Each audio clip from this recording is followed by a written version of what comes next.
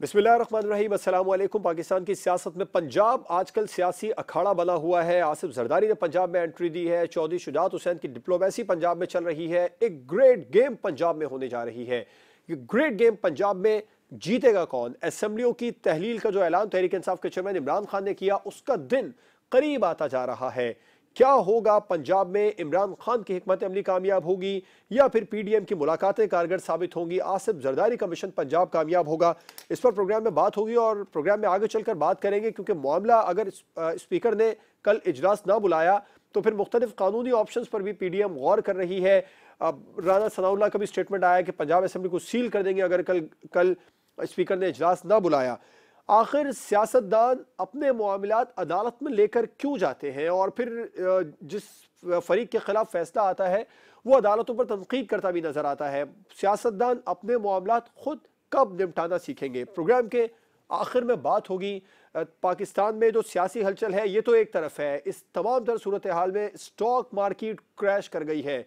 1100 से ज्यादा पॉइंट्स का आज नुकसान हुआ है। स्टॉक मार्केट में कमी हुई पॉइंट्स में, और इसके बाद में जो जो नफसियाती हद है 40,000 की, उससे भी जो कराची स्टॉक एक्सचेंज है वो नीचे आ चुका है।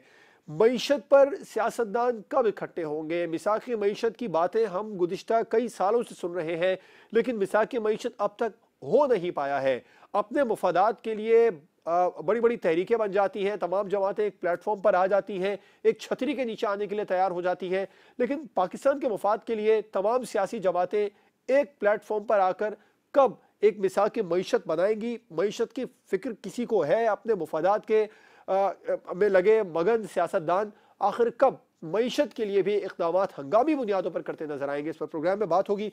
अपने मेहमानों का आपसे तारुफ करवाऊंगा। अभी ज्वाइन किया है पाकिस्तान मुस्लिम लीग नून के रहनुमा सेनेटर गौस नियाजी साहब ने, पाकिस्तान तहरीक इंसाफ के सीनियर रहनुमा नदीम कुरैशी साहब प्रोग्राम में हमारे साथ मौजूद हैं, सीनियर तजियाकार शाहिद रिंद साहब और सीनियर तजियाकार साजिद तारा साहब प्रोग्राम में हमारे साथ मौजूद हैं। तमाम मेहमानों का बहुत शुक्रिया। गौस नियाजी साहब, आपसे आगाज़ करना चाहूँगा गुफ्तगू का। पीडीएम ने क्या हिकमत अमली बना रखी है? कल आप लोग इस तरह की कोई प्रेस कॉन्फ्रेंसेस करेंगे जिसमें शिकवे शिकायत करेंगे या फिर मिठाइयाँ खा रहे होंगे? जी बिस्मिल्लाहिर्रहमानिर्रहीम। देखो जी, गवर्नर साहब ने कल इजलास बुलाया है और उसमें उस जो बुलाया गया कानूनी और आईनी रास्ता है। आपको पता होगा कि मुस्लिम लीग काफ और जो पीटीआई के दरमियान जो इख्तिलाफात हैं और जिसके इख्तिलाफात चल रहे हैं और जिसका इजहार परवेज इलाही साहब ने अपने टीवी इंटरव्यू में किया है या खान साहब ने किया है, तो जो पीटीआई जो हुकूमत थी परवेज इलाही की, वो सिर्फ एक वोट की अक्सरियत थी। 186 वोट हासिल किए थे और उसमें 10 काफ लीग के थे और बाकी सारे जो थे वो उसके थे पीटीआई के। अगर उनको पीटीआई की जिस तरह उन्होंने सरेआम इख्तलाफ किया है इमरान खान के विजन से या नजरिए से तो और उसके मौकफ से, तो उनको इसका मतलब है कि उनमें आपस में एक पेज पे नहीं है और इख्तलाफ है। तो इसलिए गवर्नर साहब ने कहा है कि आप एक जो है ना अपना वो एतमाद का वोट है, अगर आपके पास इतनी अक्सरियत है और ये कानूनी और नहीं रास्ता है, हमको मावराए आइन बात नहीं कर रहे। तो कल देखते हैं क्या करते हैं। अभी और दूसरी बात यह है कि अगर स्पीकर साहब वो बात नहीं मानते तो फिर और भी हमारे पास आनी रास्ते हैं। गवर्नर साहब किसी और जो है अवान के किसी और रुकन को नामजद कर सकते हैं एजाज की सदारत के लिए कि जो मैंने ऑर्डर किया है उसको मुकम्मल किया जाए।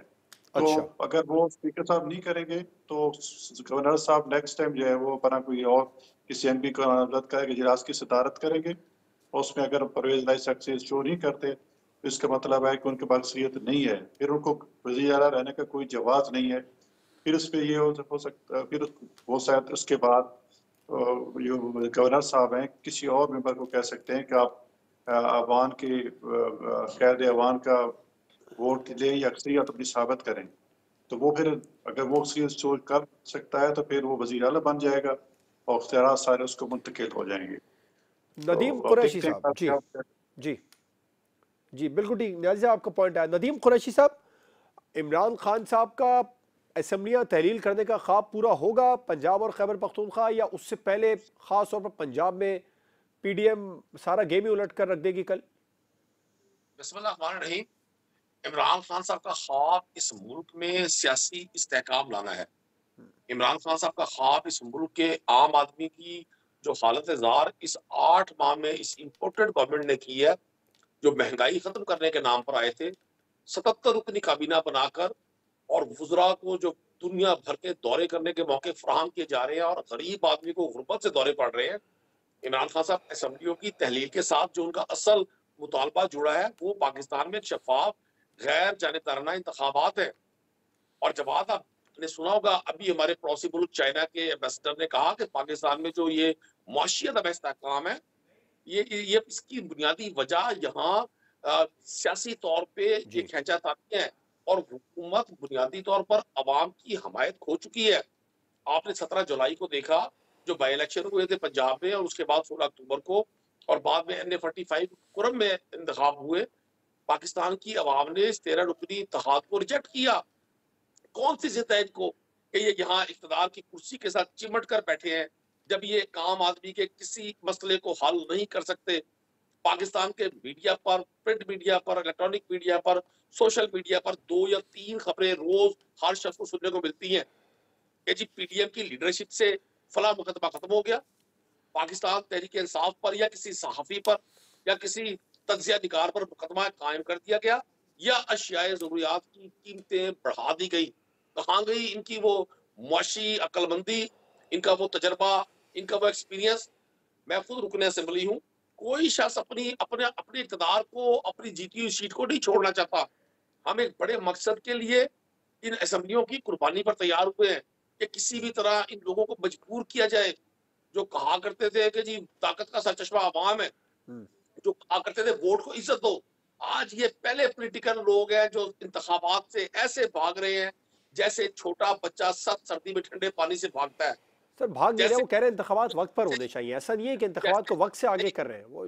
अच्छा मेरी एक अर्ज सुने, क्या इस मुल्क को डूबने के लिए छोड़ दिया जाए?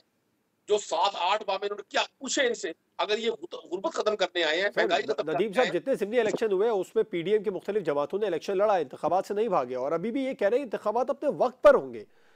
देखिए 77 रुकनी काबीना ने कौन सा ऐसा पब्लिक वेलफेयर का काम किया पिछले 7-8 माह में? आप इनके हवाले मुल्क कर दे। सर इससे ज्यादा मुश्किल सवालात पब्लिक वेलफेयर के हवाले से पाकिस्तान तहरीक इंसाफ से 3.5 सालों में किए जाते रहे। मैं आपको एक चीज अर्ज कर दूं, पाकिस्तान तहरीक इंसाफ ने जो कुछ किया उसको पाकिस्तान की आवाम ने एंडोर्स किया है। अब प्रोग्राम में टाइम बहुत थोड़ा होता है, मैं एक टॉपिक में सिर्फ नदीम साहब इस बात को, जब आप लोग हुकूमत पे थे उस वक्त आप लोग भी तमाम जिम्नी इलेक्शन में हारा करते थे, शिकस्त हुआ करती थी। और आज अगर जवाब इंतखाब की शिकस्त और फतह अपनी जगह पर, अभी आपने इंतखाब और शिकस्त की फतह की जो मिसाल आप दे रहे थे अभी थोड़ी देर पहले, मिसाल मैं क्यों दे रहा हूँ, मैं मिसाल चीजों के साथ अटैच कर रहा हूँ। अभी मेरे सामने टीवी चैनल्स पर चल रहा था कि बिजली के टैरिफ फिर बढ़ाने का प्लान किया जा रहा है। ये तो हमें कहा करते थे कि हम IMF के सामने लेट गए हैं, ये तो IMF से के चुंगल से पाकिस्तान को छुड़वाने के लिए आए थे। ये तो कहा करते थे इमरान खान और तहरीक इंसाफ ने स्टेट बैंक गिरवी रख दिया किसी। सर ये एक लंबी डिबेट है जो अब आप छेड़े, क्योंकि IMF से डील कौन खराब करके गया वो आप भी जानते हैं और PDM भी और हमारे जो इस वक्त एनालिस्ट पैनल है वो भी जानता है। मैं आपसे आगे चलकर बात करूंगा क्योंकि कुछ दीगर मामलात को भी डिस्कस करना है। शाहिद साहब को शामिल गुफ्तगू करते हैं। शाहिद साहब, पंजाब में एतमाद, अदम एतमाद, ये दोनों उतर मामलात में गेम किसके हाथ में देख रहे हैं आप? देखें, बज़ाहिर इस वक्त गेम किसी के भी हाथ में मुझे नजर नहीं आती और मुझे ये नजर आ रहा है कि जो कल PDM ने अटेम्प्ट किया है, जो जिसे कहते हैं, मैं कह सकता हूं कि दोहरा अटेम्प्ट है।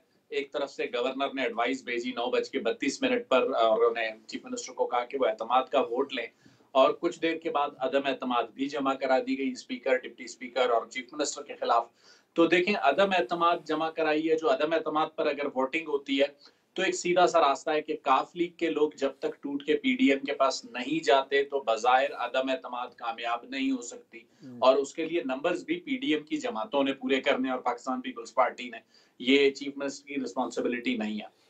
लेकिन अगर एतमाद के वोट का मामला आता है तो वहां 186 का नंबर शो करना चीफ मिनिस्टर की रिस्पॉन्सिबिलिटी है। मेरे हिसाब से जो PDM की जमातें हैं, चाहे वो नून लीग हो या पीपल्स पार्टी हो, इन्होंने जो खेल खेला है उसमें ये इस मामले को अदालत की तरफ ले जाना चाहते हैं और इनका फोकस सिर्फ एक है कि 23 दिसंबर को असेंबलियों की तहलील को किसी तरीके से रोका जाए।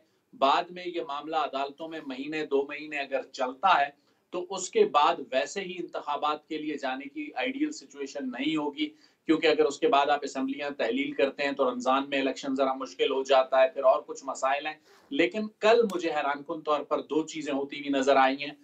बलूचिस्तान में और सिंध में मेरी मालूमात के मुताबिक सेंसस के हवाले से तैयारियां शुरू कर दी गई हैं। जवाद, आपको याद होगा, जी जी पहले भी मैं एक प्रोग्राम में जिक्र कर चुका था कि आपकी जो पिछले इलेक्शन हुए थे वो मशरूत बुनियादों पर हुए थे, और उसमें ये मुश्तरका मफादात की कौंसिल के अंदर फैसला हुआ था कि अगले इंतखाबात नई हल्काबंदियों और नई मरदमशुमारी पर होंगे। पिछली मरदमशुमारी चूंकि मुतनाज़ा हो चुकी थी, उसके बाद अब नई मरदमशुमारी का ऐलान पिछली गवर्नमेंट पीटीआई भी करती रही, और पीडीएम की जो जमातें जब अदम एतमाद लाई तो एमकेएम के साथ उसमें भी नई मरदमशुमारी का जिक्र मौजूद था। तो मेरा ख्याल है कि जो स्ट्रेटेजी है वफाकी हुकूमत की पंजाब के हवाले से, वो इस मामले को किसी तरीके से दिसंबर जनवरी तक अदालतों में रखना चाहते हैं। उसके बाद कोई ऐसी टाइमलाइन नहीं बनती कि जून तक खान साहब को इंतखाबात मिल सकें, तो फिर मामला वही अक्टूबर ऑन टाइम पर जाएगा। लेकिन अक्टूबर की भी सूरत हाल को देखकर हुक्मरान इत्तेहाद आगे चलेगी, इलेक्शन करवाने हैं या नहीं करवाने। उनके पास फाइनेंशियल इमरजेंसी का ऑप्शन मौजूद है। राइट। साजिद तारड़ साहब, पंजाब असेंबली तहलील होगी या अपोजिशन इत्तेहाद तहलील होने से बचा लेगा असेंबली को?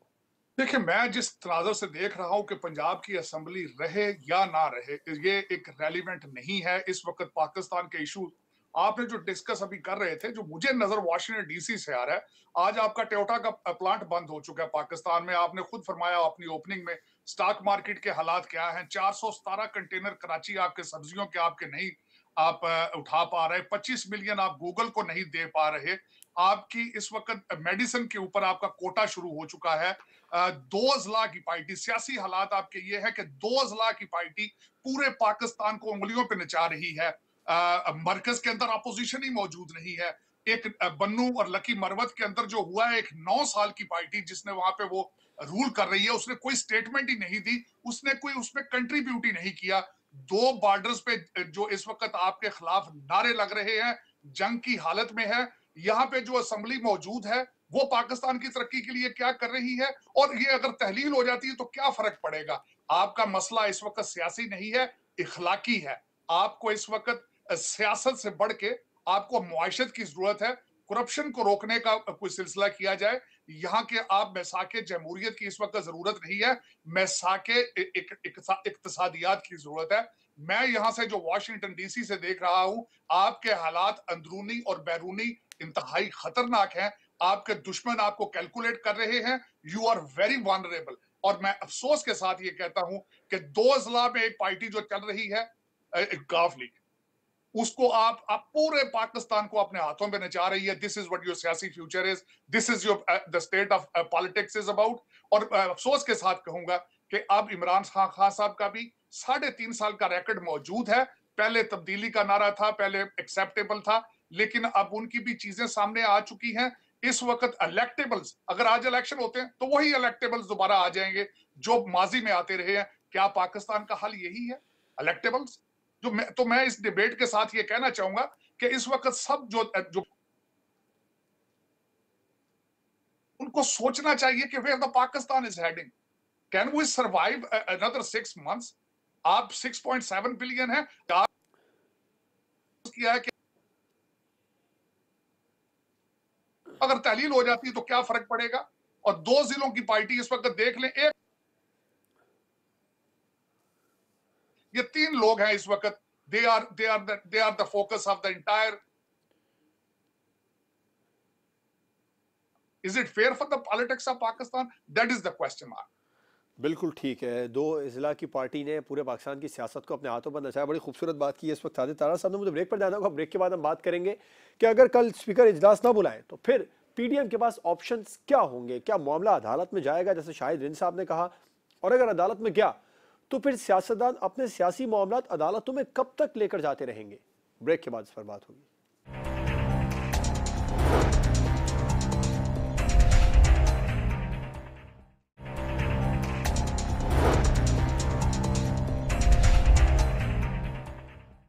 Welcome back. प्रोग्राम में बात करेंगे, अगर पंजाब असेंबली का इजलास स्पीकर ने ना बुलाया, जिसका उन्होंने इंडिया दिया है कि इस वक्त कानूनी तौर पर अदम एतमाद की तहरीक नहीं हो सकती है, तो उसके बाद में पीडीएम के पास फिर क्या ऑप्शन होंगे? गौस न्याजी साहब।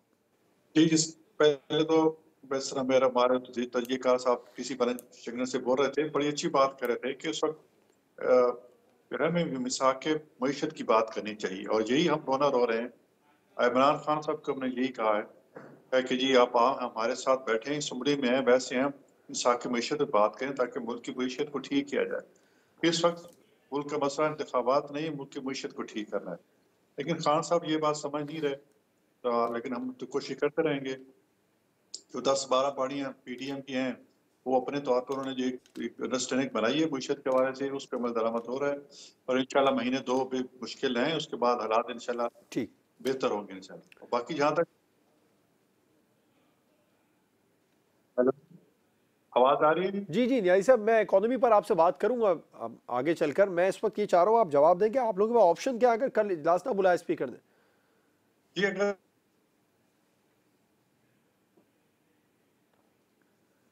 क्लास नहीं बुलाएगा तो फिर ये होगा कि गवर्नर साहब को इख्तियार है कि वो किसी इस एमपी को जो है वो कहें कि आप ये जो मैंने ऑर्डर पास किया है इसको इस पर अमल दरामद किया जाए। तो कोई भी एमपी जाकर वो सदारत करेगा ऐवान की, और वहाँ ये इस पे वोट ऑफ कॉन्फिडेंस के लिए परवेज इलाही को दावत दी जाएगी। अगर नहीं होगा तो फिर हमारे पास फिर ऑप्शन होगा कि सर, उसको माजी में जब परवेज इलाही के मामले पर काउंटिंग नहीं कर रही थी पाकिस्तान तहरीक इंसाफ, तो उस वक्त आप लोग इजलास बुला रहे थे, मुख्तलिफ होटल्स में इजलास बुलाया गया स्पीकर के कहने पर। अब गवर्नर के कहने पर गवर्नर को इख्तियारात हो गए। ये बड़ा इस वक्त मामला जो है वो आपस में जो कॉल और फेल उसमें तजाद नजर आ रहा है। नहीं, उस वक्त उनका गवर्नर देखो ना, गवर्नर साहब जो अब जो हमारे गवर्नर साहब वलीउर रहमान साहब ने जो ऑर्डर पास किया है उसकी कानूनी वजह है। आप देख रहे हैं कि काफरी और पीटीआई जो है किस तरह आपस में बरसरे पैकार हैं, और इसमें जो परवेज इलाही साहब ने मुझसे इमरान खान के मुतालिक क्या कहा है, और उनको कोई शर्म नहीं आती कि बाजवा साहब के खिलाफ बातें करते हैं। तो दरअसल जब इस तरह इख्तलाफात हों तो इससे मतलब है परवेज इलाही को अक्सरियत हासिल नहीं है, तो उसके लिए गवर्नर साहब की को जवाब है कि उसको एतमाद का वोट लेने के लिए कह दिया जाए। अगर वो नहीं एतमाद का वोट लेते तो उसको फिर वज़ीर आला रहना का जवाब नहीं है, फिर उसको असम्बली तोड़ने का जवाब कहाँ से मिल गया? अगर उसको अपने अवाम में भी अक्सरियत हासिल नहीं है, कारो कहे मैं असम्बली तोड़ रहा हूँ, तुम क्यों तोड़ रहे हो, तुम्हारे पास तुम तो कायदेवान हो ही नहीं। तो हम इस पहले तो इस बात को क्लियर करने के लिए कर रहे हैं कि ये जो सब दुनिया को बताना चाहते हैं, पाकिस्तानियों को बताना चाहते हैं कि परवेज इलाही के पास आया इख्तियार है कि नहीं। अगर उस पर अक्सरियत नहीं है तो इसका मतलब है उसको असम्बली तोड़ने के इख्तियार को वैलिड नहीं समझा जाएगा, वो असम्बली नहीं तोड़ सकता। वो ऐसा कायदेवान नियम मुंतखब किया जाए जिस पर अक्सरियत वो शो करे और फिर असम्बली वो तोड़े। तो ये पॉइंट है हमारा इस पे। तो इसलिए हमने परवेज इलाही को कहा है कि आप पहले वोट है, तब कॉन्फिडेंस ने आप बार बार कहते हैं कि मैंने इमरान खान को लिख के दे दिया है कि असम्बली तोड़ दो, और लिख के दे दिया है, तो उसकी क्या हैसियत क्या है? उसको हमने चैलेंज किया है, इसलिए हमें गवर्नर साहब ने तबाद के वोट के लिए कहा है। तो बाकी कल आपके सामने हो जाए कि हमारा गवर्नर साहब का ऑर्डर है, और वो किसी को भी एमपी को किसी भी पार्टी के एमपी को वो नामजद कर सकते हैं कि आप असम्बली की कार्रवाई करें और उस पर इतमाद का वोट लें। तो जैसे तब भी राणा साहब का स्टेटमेंट थी कि अगर नहीं ले सकता तो फिर ज़ाहिर है हम वज़ीर आला हाउस को सील कर देंगे और फिर उससे वापस रहेंगे, और वफाक हमारे पास है, हमारे पास कानूनी जो ऑप्शन है वो इख्तियारात अपने हाथ में ले सकते हैं। जी नदीम कुरैशी साहब, जिस तरह न्याजी साहब ने कहा, उनकी बातों से लग रहा है कि असेंबली तहलील करने का ख्वाब पूरा नहीं होगा इमरान खान का। ये तो कोर्ट में मामला जाएगा, शायद दिन साहब ने भी उठाया, और असेंबली सील करने का भी बता दिया। वैसे तो राना सनाउल्लाह साहब ने सुबह स्टेटमेंट दिया था ये, लेकिन न्याजी साहब भी पुरज़्म है कि असेंबली सील कर देंगे ये लोग। तो आप लोग इन तमाम तर मामलात को फेस करने के लिए तैयार है? ये 12 करोड़ के सूबे के लोगों की मुंतखब असेंबली है। ये कोई चौधरी आबिद शेर अली या चौधरी शेर अली जो राना सनाउल्लाह साहब के फैसलाबाद में मुखालफिन है, उनकी कोई ऑयल या फ्लोर बिल नहीं है जो उसको राणा साहब सील कर देंगे। मैं आपको एक चीज अर्ज कर दूं, पहली बात तो ये है कि गवर्नर साहब के पास पाकिस्तान का दस्तूर, कानून और आइन उनको ये इख्तियार नहीं देता कि अगर सेशन इन प्रोसेस हो तो वो कॉन्फिडेंस के वोट के लिए सीएम को कहे। सीएम पंजाब चौधरी परवेज इलाही पर पाकिस्तान तहरीक इंसाफ के तमाम अरकान असेंबली का और उनकी अपनी जमात काफ लीग के लोगों का पूरा एतमाद है। हम इनको टेक्निकली लेके जाना चाहते हैं इंतखाबात की तरफ।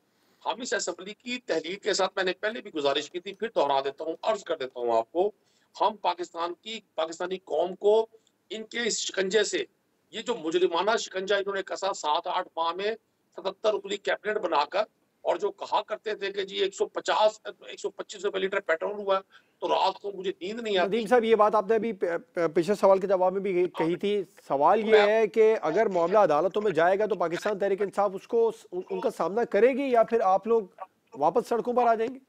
देखिए, मैं आपको गुजारिश कर दूं, मैं नहीं समझता कि मामला अदालतों में जाएगा। एक दस्तूर की, कानून की और आइन की बात है।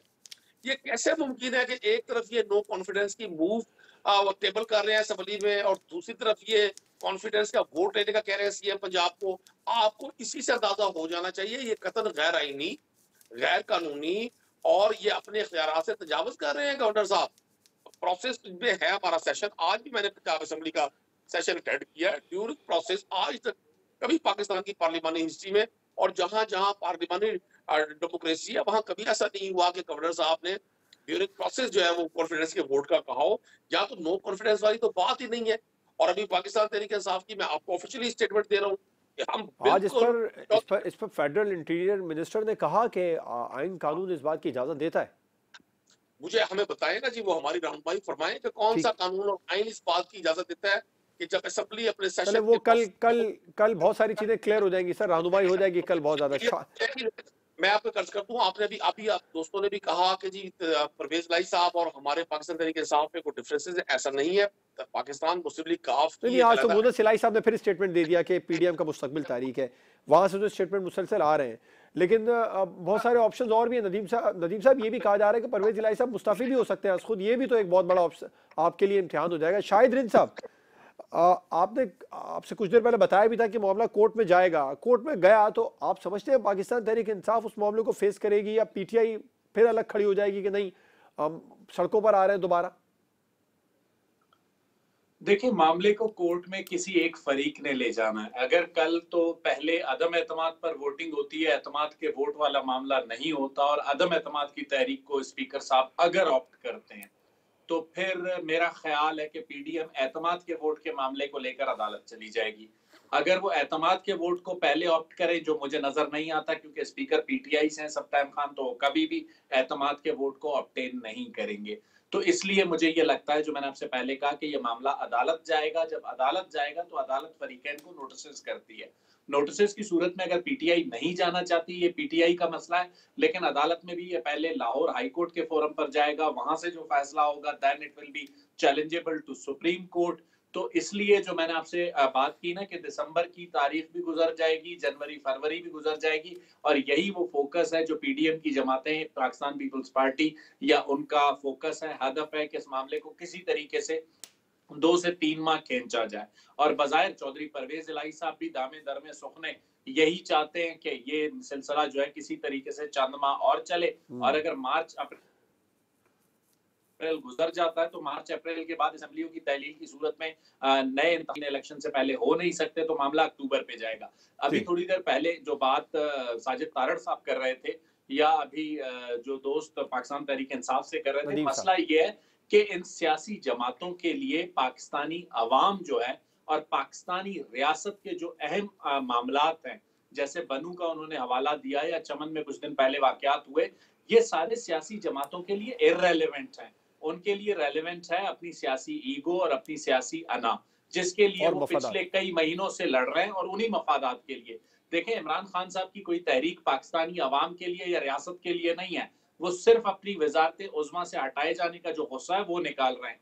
पाकिस्तान मुस्लिम लीग नून और पाकिस्तान पीपल्स पार्टी इस वक्त जिस वक्त हुकूमत में आए थे, नदीम साहब की बात ठीक है, वो जो कुछ कहने आए थे, लेकिन अवाम को रिलीफ दिया हो ना दिया हो, अपना उनको जितना रिलीफ मिला है वो हमें नजर आ रहा है। तो अवाम इनके लिए इररेलेवेंट है, रियासत इनके लिए इररेलेवेंट है। इसलिए अवाम और रियासत और मीसा के मईशत ये वो मजाक हैं जिनकी बातें मैं और आप बैठ के करते हैं। इससे इन सियासतदानों को, नदीम साहब को या न्याजी साहब को या इमरान खान, शहबाज शरीफ, जरदारी साहब को कोई फर्क नहीं पड़ता।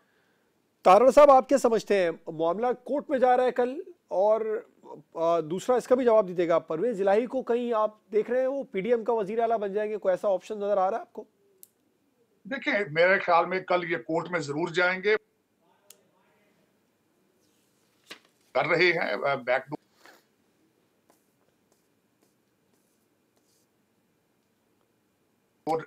डिप्लोमेसी उनकी चल रही है, establish be willing to work with them, लेकिन मेरा ख्याल में इसमें हफ्ता डेढ़ लगेगा। लेकिन मुझे असेंबलियां अपना टर्म पूरी करेंगी,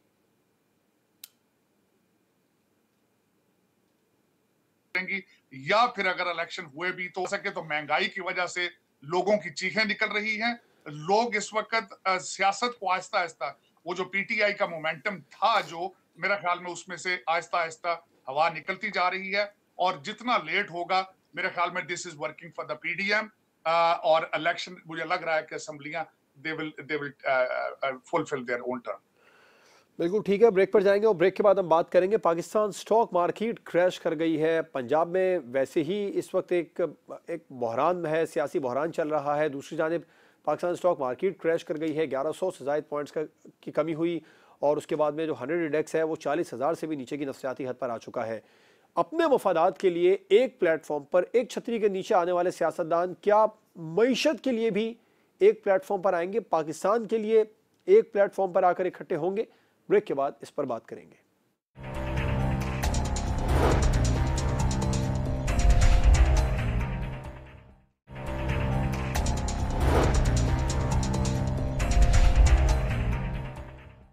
वेलकम बैक। अपनी अपनी हुकूमतें बचाने की फिक्र सियासतदानों को लगी है, लेकिन क्या किसी सियासतदान को मईशत की फिक्र है? Karachi stock exchange, Pakistan stock exchange crash कर गई। 100 इंडेक्स में 1138 पॉइंट्स की कमी हुई, नफ्सियाती हद भी खो बैठा, और सोने की कीमत मुसलसल बढ़ती जा रही है। महंगाई पाकिस्तान में इस वक्त इतनी बढ़ गई है कि आम ज़रूरी अजनास की, जो बुनियादी ज़रूरी अजनास की ज़रूरी चीज़ें हैं, वो भी आम शख्स की पहुंच से दूर होती चली जा रही हैं।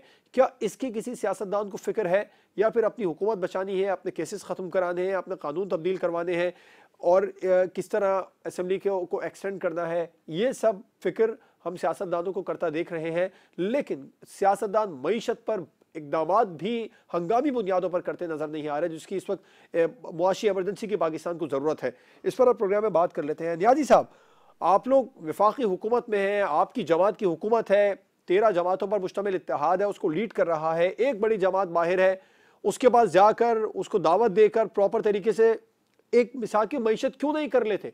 ये एक अच्छा मौका है। 13 जमातें तो आप लोगों के साथ ही है ना ऑलरेडी। देखिए जी, हमने तो कई दफा दावत दी है, पिछले दिनों भी दावत दी है कि जब ये कह रहे थे कि इलेक्शन की डेट दो। सर, प्रेस कॉन्फ्रेंसिस के थ्रू दावत ना देना, एक डेलीगेशन भेजे जिससे इमरान खान साहब को भी लगे कि ठीक है, हाँ मेरे पास एक वफ्द है, एक बड़े वज़रा पर मुश्तमिल एक डेलीगेशन भेजे, उसके बाद में वहाँ उन्हें दावत दे। ऐसा क्यों नहीं कर लेते? प्रेस कॉन्फ्रेंसिस में अखबारों के जरिए इमरान खान साहब को पता लगेगा कि हुकूमत मुझे बुला रही है, तो वो तो नहीं आएंगे। देखो जी, हमने आरिफ अलवी एक ऐसे बंदे हैं, सदर पाकिस्तान हैं, और जिनकी खान साहब कुछ थोड़ा बहुत सुनते हैं।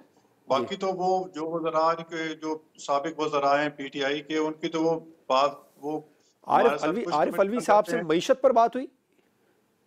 हम बिल्कुल, देखो भाई, हमने कहा कि रिश्वत सर ऐसा कहीं स्टेटमेंट ही नहीं आया। इसाक डार साहब जब मिले उनसे, और जो दीगर वफाकी वज़रा मिले, वो तो बात इलेक्शन पर, असेंबली तहलील होने पर, नैब केसेस पर, इन पर हुई है। मईशत के हवाले से तो कहीं बात ही नहीं निकली। नहीं, बिल्कुल बात हुई है, और अलवी साहब ने बयान दिया है कि पाकिस्तान डिफॉल्ट नहीं करेगा। ज़ाहिर है ये डिस्कशन हुई है, उनको सब कुछ बताया गया, तब जाके उन्होंने वो श्योर हुआ है, तब जाके उन्होंने स्टेटमेंट दिया है। और वो इमरान खान साहब के सदर हैं और उनकी पार्टी के सदर हैं। अगर उन्होंने स्टेटमेंट दी, इसके मतलब विषय पे बात करना चाहते हैं, उन्हीं को तो हमने कहा एक, बल्कि ये तो चाइना ने हमें कहा, चाइना ने भी यही विश किया है। चाइना ने यही विश किया है कि, और फिर हमारे तरक्की के जो सतही अवरदगान हैं, उन्होंने पाकिस्तानी को ये पैगाम दिया है कि आप एक लाइहमल बना लें, एक रोड मैप बना लें मईशत के लिए, कि जो उसकी पार्टी की हुकूमत है, चाहे पीटीआई है, मुस्लिम लीग नून है। सब सवाल यही है, ये बनेगा कैसे? ये इसमें आगे कौन बढ़ेगा? अपनी अदाओं से एक कदम पीछे कौन हटेगा? मैं आपकी बात कर रहा हूँ कि हठधर्मी कौन कर रहा है? हम तो नहीं हठधर्मी कर रहे हैं। एक बंदा हठधर्मी उतर गया है कि जी हठधर्मी में इतनी कि जी मैं वज़ीर आज़म घूमूंगा तो ठीक है, अगर नहीं होगा तो फिर चाहे भारत पाक में पाकिस्तान। देखो ये जब हुकूमत में था, वज़ीर आज़म था, तो फिर भी हमारे साथ हाथ ही मिलाता था। अब अपोजिशन में है, फिर भी हमारे साथ बैठने को तैयार नहीं है और करप्शन के नारे लगाता है। और करप्शन में डिटेल में मैं नहीं जाना चाहता। इस करप्शन का जो एक कानून था नैब का, वो केपी के असेंबली से इन्होंने जो है वो मंजूर कराया कि इसके नैब को भी खत्म कर दिया। यानी कि एहतसाब का बिल ही खत्म हो गया। और फिर जो इमरान खान के हेलीकॉप्टर के जो है, उन्होंने असेंबली से सर कानून ये तो पास बात कराया ना है। करें, कम से कम आप लोग जो बड़े बड़े जो कानून साजी है वो आप लोग भी कर रहे हैं, उसमें भी बहुत ज़्यादा सुखम नज़र आ रहा नहीं, है। मेरा मतलब जो केसेस ख़त्म हो है रहे हैं कि वो उसका करप्शन फ़ायदा तो के आप लेके तहरीक इंसाफ को भी दे रहे हैं, बुज़दार साहब को भी दे रहे हैं, खुद भी आपके लोगों को मिल रहा है। जवाब साहब, मैं बात कर रहा हूँ कि ये लोग कहते हैं हम करप्शन, ये जी कि अपोजिशन जो पहले कहते हैं अपोजिशन करप्ट है, हम हाथ नहीं मिलाते। आप कहते हैं हुकूमत जो है वो करप्ट है, हम उससे हाथ नहीं मिलाते। और अपने गिरेबान में जी के उनका ये हाल है कि हेलीकॉप्टर को 54 करोड़ का अब जो वही बात बिल आप है। लोग कर रहे हैं, इमरान खान चोर है हम हाथ नहीं मिलाते। सर नहीं, मईशत मैं के तो लिए इसलिए आप कह रहा लोग, हूँ। एक जमात बाहर नहीं है बड़ी, जवाब साहब, उससे बात कर लें, उसको बिठाएं, मिसाक मईशत कर लें। जवाब साहब, मैं यही कह रहा हूँ कि वो हम तो मजबूरन जवाब देना पड़ता है। हम तो कहते हैं कि करप्शन पे हम बात ही ना करें, करप्शन के जो इदारे हैं वो अपना काम करें, हमें दखलंदाजी नहीं की जाए। चाहे FIA नैब है, अपने इदारे आजाद हों और वो जिससे करप्शन किए उसको पकड़े। हम दे तो नहीं कह रहे, हम तो करप्शन के खिलाफ है ये, लेकिन इनको अपना एक वर्जन तो है। पकड़ने वो वालों कहते को हैं कि नहीं, रोकने के लिए जो तो आप कानून कानून बनाओ। साजी कर बैठे हैं, फिर कह रहे हैं कि हम नहीं चाहते कि पकड़े। भाई मैं देखो, मुख्तसर आपका, मुझे आगे बढ़ना है, मैं हमने नैब चाहूंगा आप की से मुझे एक तरमीम की है। शॉर्टली रिप्लाई करें। सिर्फ एक बड़ी हम सियासी तो जमात इसलिए बाहर है सर, उसके साथ उसको इस वक्त आप प्लेटफॉर्म पर लाना, क्या प्रॉब्लम है, क्या मसाइल पेश आ रहे हैं खुलकर। हमारी तरफ से कोई पेश नहीं है। अली साहब जब भी सिग्नल देंगे हम उनके साथ बैठने को तैयार हैं, हमारे वज़रा बैठेंगे। बराह रास्त इमरान खान आज़मी साहब से साहब बात क्यों नहीं कर लेते सर? जी, बराह रास्त इमरान खान साहब इमरान को खान क्यों साहब नहीं? हमारे से बात करना नहीं चाहते। इमरान साहब हमारे से बात करना नहीं चाहते। हमने कई दफा विश किया कि हमारे वज़रा आते हैं। नदीम कुरैशी साहब, कौन सी अच्छा, जिद है, कौन सी अना है? मईशत के लिए भी आप इन लोगों के साथ नहीं बैठते। 13 जमातें एक प्लेटफॉर्म पर इकट्ठी हैं, एक पाकिस्तान तहरीक इंसाफ बड़ी सियासी जमात है जो बाहर है। मुल्क की मईशत के लिए जो सियासी अदम इस्तेहकाम है, इसको बड़ी वजह करार दिया जाता है कि ये मईशत की जमो हाली की वजह है। और तहरीक इंसाफ सियासी अदम इस्तेहकाम में एक बड़ी वजह बनी हुई है, क्योंकि जल्द से जुलूस, धरने, लॉन्ग मार्च और असेंबलियों से इस्तीफे, एक बहरान पे बहरान पैदा हो रहा है हुकूमत के लिए। सियासी अदम इस्तेहकाम से कुछ अरसे के लिए PTI पॉज क्यों नहीं ले लेती, अपने एहतजाज, जल से जुलूस, ये सियासत को कुछ अरसे के लिए पाकिस्तान के लिए रोक क्यों नहीं देती?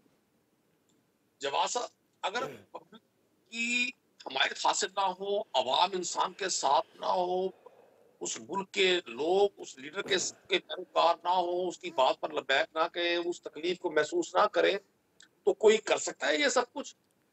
अभी तारड़ साहब कह रहे थे कि जी इमरान खान साहब का जो ये मोमेंटम है ये ब्रेक हो जाएगा।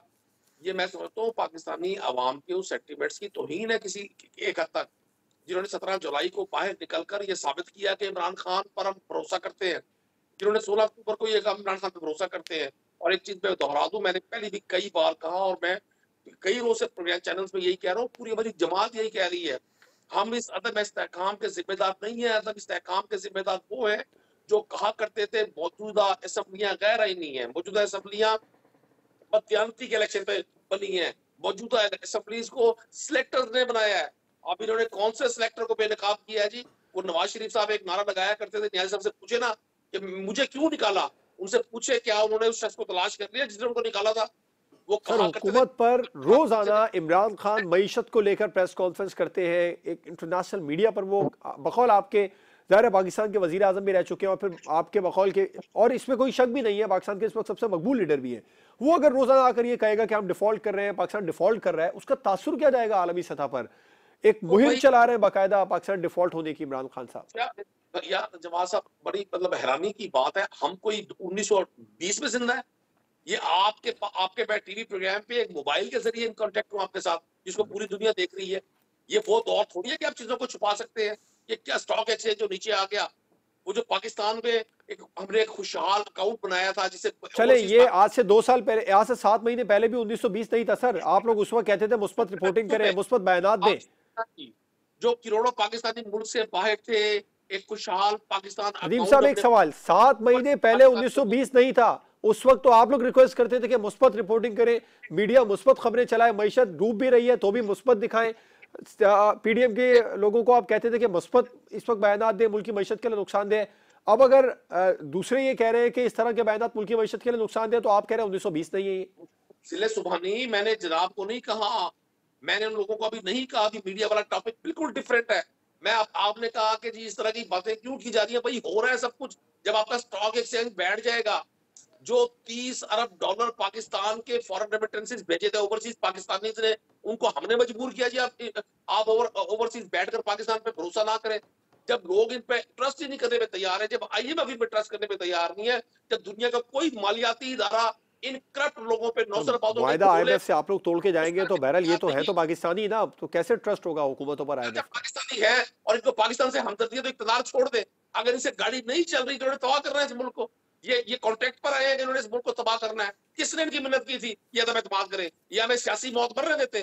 किसने कहा था इनको कि ये लोगों की जमीन खरीदे, लोगों को बोलियां लगाए कि अरब रुपए की? अभी जरदारी साहब पंजाब क्या करने आए हैं? पाकिस्तान की मईशत को बेहतर करने आए हैं। सिंध उन्होंने तबाह कर दिया है। कराची के हालात, आप अपने शहर के हालात देखें, सिंध के इंटीरियर के हालात आप देखें। आज वो लाहौर बैठे हुए डेरे डालकर लोगों के जमीन खरीदने के लिए। आप ये भाषण मॉरल जो आपके एथिक्स का लेक्चर है, या उन लोगों के जो 40 साल इस मुल्क को लूटते रहे हैं। मैं एक आम आदमी का नुमाइंदा हूँ, गली कुचल असेंबली का पार्ट बनाऊं। आप बिलीव करें, लोग अपने घर की जरूरी अशिया बेचकर जिंदगी की गाड़ी को चला रहे हैं। जवाब साहब सर ऐसे ही आज से 3 साल पहले भी था, आज से 7 महीने पहले भी ऐसा ही हो रहा था, यही खबरें सुनने को मिल रही थी। ऐसा नहीं था। 16 रुपए का बिजली का यूनिट था, आज 45 रुपए का बिजली का यूनिट है। सर आप आज के दौर से अपने दौर का मवाजना ना करें, आप अपने दौर का मवाजना 2018 से करें। लाहौर शहर में बैठा हूँ, 200 रुपए किलो दूध मिल रहा है यहाँ पे, 200 रुपए किलो दूध। नदीम कुरैशी साहब, 2018 में जब पाकिस्तान मुस्लिम लीग नून ने हुकूमत छोड़ी थी, पेट्रोल 90 रुपए लीटर था, आप लोग 150 रुपए लीटर छोड़ कर गए। उसके भी साथ की तरह मवाजना कर लेना सर, मवाजना आप ना करें। कैसे करें? आप कोविड जैसे जो 1.5 साल में पूरी दुनिया की इकोनॉमिक्स को जिसने हिला कर रख दिया था, आप उसको कैसे जोड़ते हैं? सर पिछले 7 महीने में एक इतनी बड़ी तबाही पाकिस्तान में आई है, तब भी सारी दुनिया हिल गई है। पाकिस्तान पर सारी दुनिया से स्टेटमेंट आए। मैं पंजाब जो पाकिस्तान का सबसे बड़ा सूबा है उसका मेंबर असेंबली हूँ। 80 अरब रुपए का ओवरड्राफ्ट था यहाँ पंजाब में जब तहरीक इंसाफ की गवर्नमेंट आई है। 6 डिपार्टमेंट्स के लोगों को 6 नदीम भाई इधर यहाँ पर एक बहुत बड़ा, पाकिस्तान के अंदर पिछले 7 महीने में भी सैलाब की आफत आई थी, उस पर भी पूरी दुनिया हिली थी। ऐसा नहीं है कि इस हुकूमत को भी मुश्किलात ना फेस करना पड़ी। आप बिल्कुल ठीक कह रहे हैं, आप बिल्कुल सही नुमाइंदगी कर रहे हैं पाकिस्तान की एग्रीकल्चरिस्ट की जो सड़कों पर है, सही नुमाइंदगी कर रहे हैं उस गरीब शख्स की जिसका 10,000 रुपए महीना आमदन है। देखिए बिल्कुल, मैं उस गरीब शख्स की आवाज है, उस गरीब शख्स का सवाल है। 2018 में पेट्रोल 90 रुपए लीटर था, आप लोग 150 पे कैसे ले गए? जिस पर बिजली का सर आप बात करेंगे मुझ पर तो फिर आप वो गरीब शख्स पूछना चाहता है कि 25 जुलाई 2018 को 124 रुपए डॉलर के रेट थे, पाकिस्तान तहरीक इंसाफ 180 रुपए छोड़ के गई थी। देखिए मैं आपकी हर बात का जवाब दूंगा, आप मुझे बात करने दें, मैं आपकी हर बात का जवाब देने की कोशिश करूंगा। मैं एक रिक्वेस्ट करूंगा आपसे, मुख्तसर कीजिएगा, बात यह है 2018 के साथ मवाजना कीजिए, 2022 से ना करें। फिर नवाज शरीफ की गवर्नमेंट का जनरल मुशर्रफ के दौर से भी मवाजना कर लें। करें, बिल्कुल सर, बिल्कुल। एक प्रोसेस होता है चीजों के बढ़ने का, ऐसा नहीं होता जो तबाही अबाही है। इस 7 महीने में पाकिस्तान के नेशनल रिजर्व कहाँ चले गए हैं? पाकिस्तान का जो करंट अकाउंट डेफिसिट था वो कहाँ पहुंच गया? पाकिस्तान की जीडीपी कहाँ चली गई है? महंगाई की ग्रोथ कहाँ चली गई है? आप इसका मुवाजना साहब हम नून लीग वालों से पूछते हैं कि आप लोगों ने महंगाई कैसे की, तो आपसे भी पूछेंगे। पूछे हमसे, पूछते हैं सर, नून लीग वाले तो शिकायत ज्यादा करते हैं कि हमारा कसूर क्या है।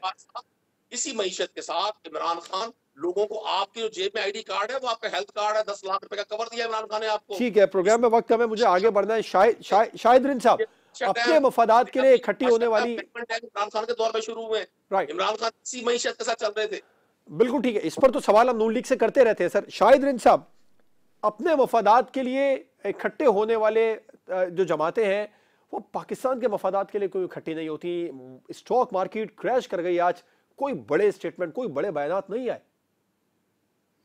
देखें, इस सेगमेंट से पहले मैं आपसे कह चुका था कि पाकिस्तान, उसकी रियासत और उसकी अवाम इन सियासी जमातों के लिए इररेलेवेंट हो गए हैं। अब अगर जरा सियासी बात करते हैं, नदीम कुरैशी साहब जिस जज्बे से अभी बात कर रहे थे खान साहब की हिमायत में, उनसे पूछें आज जो मुल्तान के अराकीन खान साहब से मिले हैं, उन्होंने खान साहब से क्या बात की है? उन्होंने खान साहब से असम्बलियों की तहलील की मुखालफत की है। अक्सरियत ने अपने तहफ़्फ़ुज़ात का इज़हार किया है। अगर ये एक डेमोक्रेटिक पार्टी होती तो खान साहब पहले पार्टी से मंजूरी लेते और उसके बाद जाके ऐलान करते। और जिस मकबूलियत के ग्राफ की नदीम कुरैशी साहब बात कर रहे हैं, ये मकबूलियत कितने लाख का जलसा था जो आखिरी इन्होंने पिंडी में किया? कितने लोग थे? 5 लाख, 10 लाख? ये 24 से 26 करोड़ आवाम का मुल्क है सर। 5 लाख लोगों को लेकर अगर आप रोड पे आए और सिस्टम को यरहमाल बना के कहें कि जी मेरी बात मान ली जाए, कल यही काम इस वक्त पीडीएम की जमातें या पीपल्स पार्टी गवर्नमेंट में बैठी हैं, उनके हाथ पैर बंधे हुए हैं, कल आप गवर्नमेंट में आएंगे, वो भी 5 लाख लोग लेके आके बैठ जाएंगे, फिर उनकी बात मानी जाएगी? रियासत या उसका निजाम कैसे चलेगा? दूसरी बात यह है कि खान साहब ने अभी जो कुछ पंजाब में कल होना है उसको छोड़ दें। मैं इस वक्त पंजाब को छोड़ दें, खान साहब ने आज ही हिदायत जारी की है कि जुमेरात को अराकीन कौमी असम्बली पहुंचे खैबर पख्तूनख्वा हाउस और कौमी असम्बली में जाके इस्तीफों का जो है ना ऐलान करें। पिछली बार भी खान साहब के 25 से 26 अराकीन टूटे थे। चले इन्होंने कहा, जरदारी साहब ने मंडियां लगा ली थी। अगर इस बार 2 लोग भी गैर हाजिर हुए, उससे 3 भी हुए, 5 भी हुए, तो उनके लिए मंडी कौन लगा रहा है इस वक्त इस्लामाबाद में? मेरी मालूमात के मुताबिक अब भी इनको ये परेशानी है कि जब इस्लामाबाद जमा होंगे जुमेरात के दिन, तो तमाम नंबर्स को इकट्ठे करके वहां जाना इनके लिए क्वेश्चन मार्क होगा। देखें, पॉलिटिक्स में जिद और अना पे फैसले नहीं होते। खान साहब का प्रॉब्लम ये है कि पिछले 6-8 महीने में खान साहब ने जितने फैसले किए, मैं पाकिस्तान मुस्लिम लीग नून को डिफेंड नहीं, पार्टी को नहीं कर रहा, उन्होंने 22 साल कोई अच्छे काम नहीं किए होंगे। खान साहब इसी नैरेटिव पर तो आए थे कि ये गंदे लोग हैं, ये करप्ट हैं, ये चोर हैं। खान साहब को तो सुप्रीम कोर्ट ने कहा था सर्टिफाइड सादिक और अमीन है। अब तोशा खाना से लेके बाकी मामला तो अभी तक खुले नहीं है। एक बिल्डर को, एक प्रॉपर्टी टाइकून को किस तरह आपने बरतानिया के पैसे दे दिए? आप तो सर्टिफाइड सादिक और अमीन थे मेरे लिए। मेरे मुल्क की आवाम का मसला ये है कि खान साहब इस वक्त अगर 3.5 साल की अपनी वफाकी हुकूमत की कामयाबियां गिनवाते, केपीके की 9 साल की अपनी कामयाबियां गिनवाते, तो फिर मैं कहता खान साहब, नवाज शरीफ और आसिफ अली जरदारी थोड़ी बहुत कामयाबियां गिनवाते हैं सर। आज गिनवाई उन्होंने, हेल्थ कार्ड की कामयाबी गिनवाई उन्होंने, जीडीपी ग्रोथ की कामयाबी गिनवाई, थोड़ी बहुत गिनवाते रहते हैं। अगर बात करेंगे हेल्थ कार्ड पे, अगर बात करेंगे, जवाब आप कराची में बैठे हैं, एनआईसीवीडी चले जाएं, आपको वहां पे मर्दान का जो है ना पेशेंट भी मिलेगा, ग्वादर का पेशेंट भी मिलेगा, सिंध का भी मिलेगा, इवन पंजाब का भी मिलेगा। कराची की बात कर रहा हूँ, जिना हॉस्पिटल एनआईसीवीडी के सामने। ये बातें हेल्थ कार्ड की, ये चीजें हेल्थ कार्ड का खान साहब ने एतराफ किया कि जी शायद रिन साहब इस तरह तो पंजाब इंस्टीट्यूट ऑफ कार्डियोलॉजी भी है, वहां पर भी आपको लाहौर के अलावा दीगर सूबों के लोग मिलेंगे। देखें, मैं हेल्थ कार्ड एक ट्रम्प कार्ड था इमरान खान का। ये मेरा डिबेट का हिस्सा नहीं है। अभी उन्होंने जवाब, सिर्फ 1 मिनट मुझे दीजिएगा। जी। हेल्थ कार्ड को आप ट्रम्प कार्ड कह रहे हैं, हेल्थ कार्ड से कितने लोगों को फायदा हुआ है? ये पंजाब की गवर्नमेंट स्टैटिस्टिक्स जारी करे, बहुत अच्छी बात है, लेकिन प्रॉब्लम ये है कि खान साहब ने कहा जी हेल्थ कार्ड की फंडिंग वफाक ने रोक दी है। सर 18वीं आईनी तरमीम के बाद तो health is a provincial subject. बिल्कुल सर, ये एक अलग टॉपिक है, मैं इस पर फिर किसी दिन बात कर लूंगा। तारड़ साहब, आपको नजर आ रहा है पाकिस्तान में सियासतदान मिसाक़ मईशत के लिए एक प्लेटफॉर्म पर आ जाएंगे इतनी ज्यादा मुआशी सूरत हाल खराब होने के बाद भी? सबसे पहले तो मैं बताना चाहूंगा कि हमारे बाबा एस्टेब्लिशमेंट शेख रशीद साहब ने फरमाया था कि हम इतने अनपॉपुलर हो चुके 3.5 और 4 साल उनकी परफॉर्मेंस नजर आ रही है। 3 सालों में 3 उनके हफीज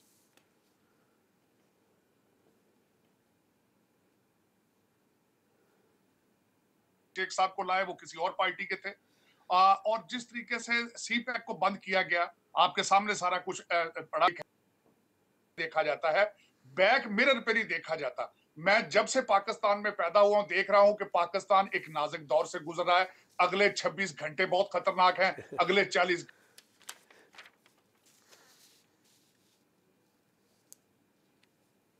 घंटे बहुत खतरनाक हैं। आज आप ये मुझे बताएं, किसी टीवी चैनल के ऊपर इकोनॉमी पे कोई डिस्कशन हो रही है? हम कर रहे हैं सर, के पास किसी आप कर रहे हैं। बिल्कुल ठीक है। साजिद तारड़ साहब, शाहिद रिन साहब, नदीम कुरैशी साहब, गौस नियाज़ी साहब प्रोग्राम में हमारे साथ मौजूद थे। तमाम मेहमानों का बहुत शुक्रिया। प्रोग्राम आपने देखा नाज़रीन, मुआशी सूरत हाल मुसलसल ख़राब हो रही है। मुल्की मईशत के लिए तमाम सियासी जमातों को अपने इख्तलाफात भुलाकर एक प्लेटफॉर्म के नीचे, एक छतरी के नीचे आना पड़ेगा। पीडीएम हो या पाकिस्तान तहरीक इंसाफ, सब एक एक कदम पीछे हटे। पाकिस्तान आपकी अनाउंस से बड़ा नहीं है। इजाज़त दीजिए, अल्लाह हाफिज़।